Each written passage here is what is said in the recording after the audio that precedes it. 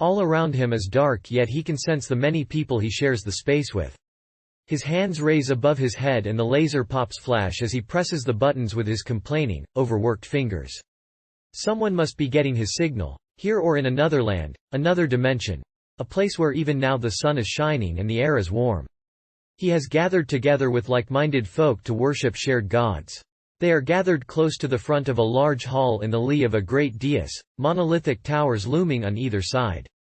A movement on the raised platform draws his attention as he again ignores the sweat running over his body from his manic exertions during the previous bout of music. His vision blurs from the 2CB he has consumed in epic quantities. His gestalt grows to surround those around him as the E he has also recently taken makes contact with the ids of other partakers of the blessed E. A lithe figure beside him returns his grin. Who could she be? The movement becomes figures as two gurus approach their respective altars. Priests ready to sacrifice to the great god of techno. Arcane idols are placed around the altars, a chicken and some sheep.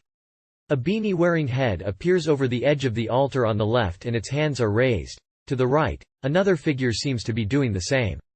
Discs of some bizarre plastic substance are placed on the altar and the priests of techno begin their ritual. Music swirls and sounds emerge. The crowd screams and the trance begins as more and more people join the rapidly increasing numbers of space cadets, launching to a higher orbit. Lights flash and the music lifts, carries, drags the listener into greater and greater stages of bliss. Forgotten words are exchanged with those around him as auras of pure joy increase around his being. The crowd sways and people moan, screaming out in joy as familiar riffs and samples boom out from the massive towers around the altars. He is joining in, his laser pops flashing and waving, disappearing into his mouth as he sucks greedily on the watermelon candy, its light illuminating his cheeks. Above him, the priests are engrossed in their rituals as discs are spun and exchanged. Suddenly a crackle and the sound distorts somewhat, never becoming the same again as the assistants to the priests become overzealous in their attempts to overwhelm and entrance the adoring crowd below. Looking at the lights, his head back, and the 2CB cuts in again. His mind stepping even further out of his body, only to be brought back lovingly by the music to find his body swaying and feet moving to the groove. Again and again he soars to higher orbits as he shares the adventure with those around him. The music peaks and his body goes with it, his mind engrossed in the images and sensations surrounding him. Lights flare around him and he is bathed in their glow, bizarre images that do not seem real leaping into view, burned forever into his retinas. Higher and higher he soars in his capsule, sharing grins with those around him, all engrossed in the vibes the priests are producing from their altars. Suddenly, it is over. It has lasted forever but was over in seconds. He wonders why it can't go on. Thunderous roars as the priests step back from their altars, their tasks done, as another soul steps forward to take their place. The crowd dies down, many turn to leave, and as the music starts up again, he begins to dance harder than before the show. Harder than he ever has before, as the incredible energy he has stored up during his worship is released through his feet and hands. The crowd parts, many join the dancing, but some begin to leave. Eventually the music changes and the vibe has broken, never to really return. It is gone, lost, but it will return on another night. He grabs a drink of water and washes his parched throat, standing on the side of the crowd watching, wishing he had the energy to get into the hardcore.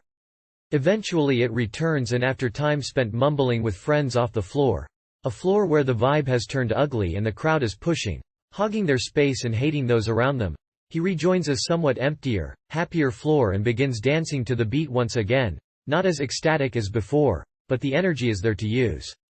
He finds himself standing, the residuals of the 2CB washing over him.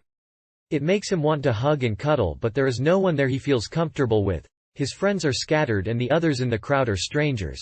He has no desire to make a fool of himself or screw up someone else's night, so he keeps his desires to himself, pulls inwards and watches, feeling a little sorry for himself.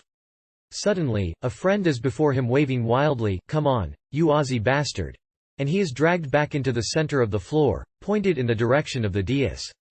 Shock. One of the altars has been removed and a new guru stands at the remaining slab, spinning music he can move to.